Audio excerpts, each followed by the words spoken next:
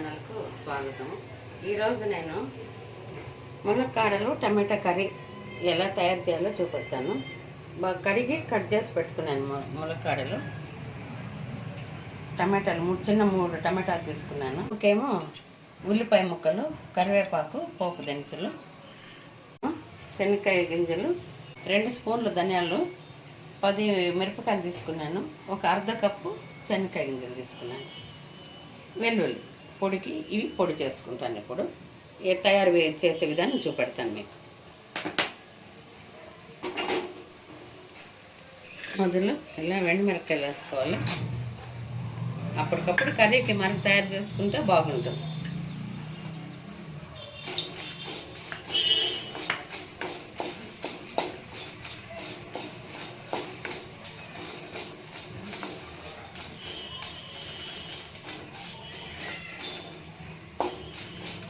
కొద్దిగా వేరుశనగ వేసుకుంటున్నాను.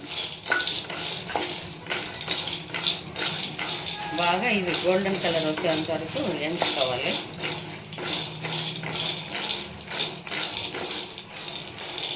పచ్చిగా ఉంటే బాగుండదు.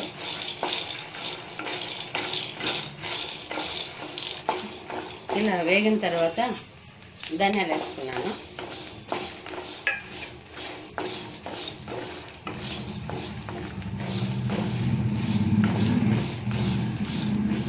చాలు వేసుకున్నాము.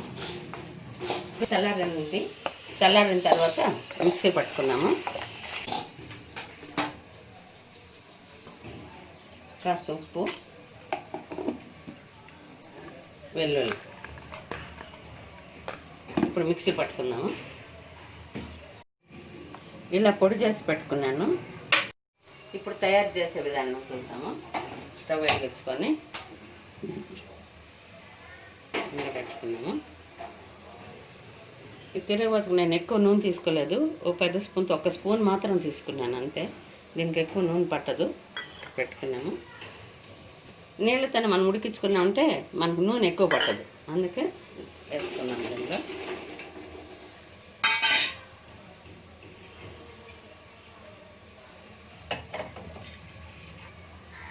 నీళ్ళు పోసుకున్నాను. కాస్త ఉప్పు వేసుకున్నాను. కొద్దిగా పసుపు పొడి, కొద్దిగా మిరప్పొడి ముక్కలు పట్టేదానికి. మూత పెట్టుకుని అది బాగా ఉడుకుతుంది. అంతవరకు మూత పెట్టుకుందాం. 4 నిమిషాలు అయింది. మూత తీసి చూద్దాము.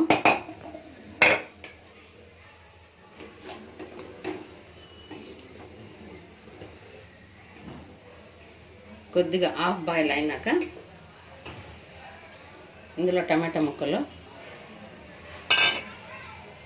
కొద్దిగా ఉల్లిపాయ ముక్కలు,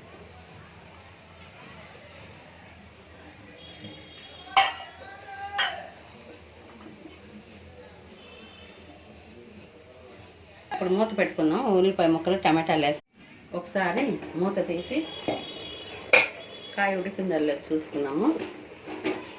ఇప్పుడు టమాటాను, ములక్కాడలు బాగా ఉడికినాయి, మెత్తగా ఉడుకున్నాయి.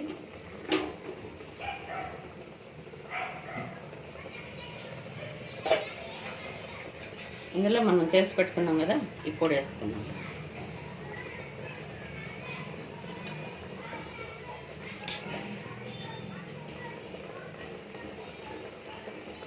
మూడు స్పూన్లు పొడి వేసినాను. సరిపోతుంది అది. మీరు మిగిలిన పొడి నెక్స్ట్ మీరు తాళింపులు కానీ కూర కానీ వండుకునేటప్పుడు మీరు వాడుకోవచ్చు. దీన్ని స్టోర్ చేసి పెట్టుకోవచ్చు.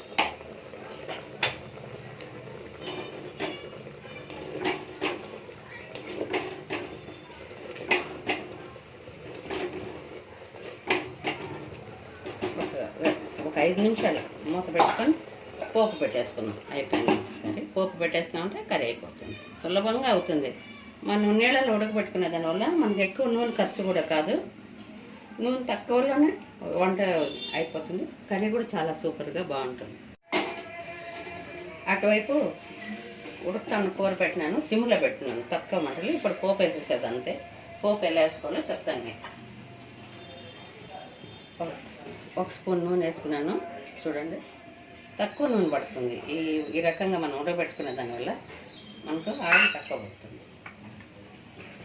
ఇప్పుడేమో ఉల్లిపాయ ముక్కలు వేస్తున్నాను, కరివేపాకు,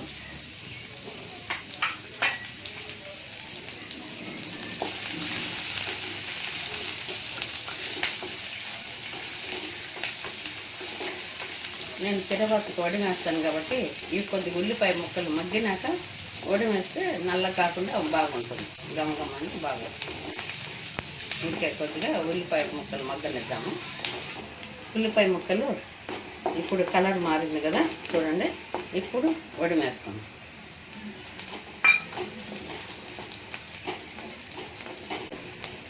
పోపు రెడీ అయిపోయింది, చుట్టుపక్కల ఆడుతుంది. ఈ రకంగా పెట్టుకుని స్టవ్ ఆఫ్ చేసేసుకున్నాను నేను. ఇది కూడా స్టవ్ ఆఫ్ చేసేసుకొని ఇప్పుడు పోపు వేసేసుకుందాం.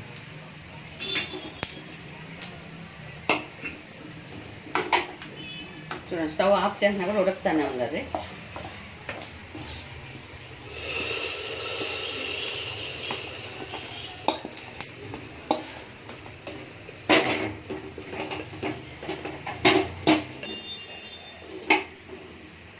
గుమగుమలాడే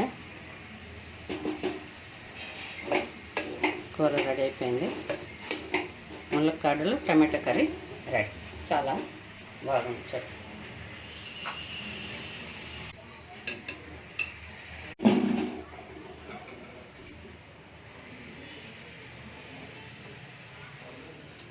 చాలా బాగుంది. ఈ రకంగా తయారు చేసుకోండి, సింపుల్గా మీకు బాగుంటుంది.